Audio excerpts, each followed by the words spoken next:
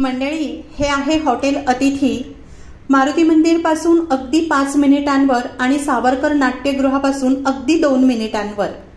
अगदी घरगुती पद्धतीचा नाश्ता जेवण इथे अतिशय सुंदर रुचकर मिळतं आणि त्यामुळेच इथे नेहमीच गर्दी असते. स्वच्छ, सुंदर आणि चटकदार पदार्थ मिळण्याचं हे एक उत्तम ठिकाण आहे.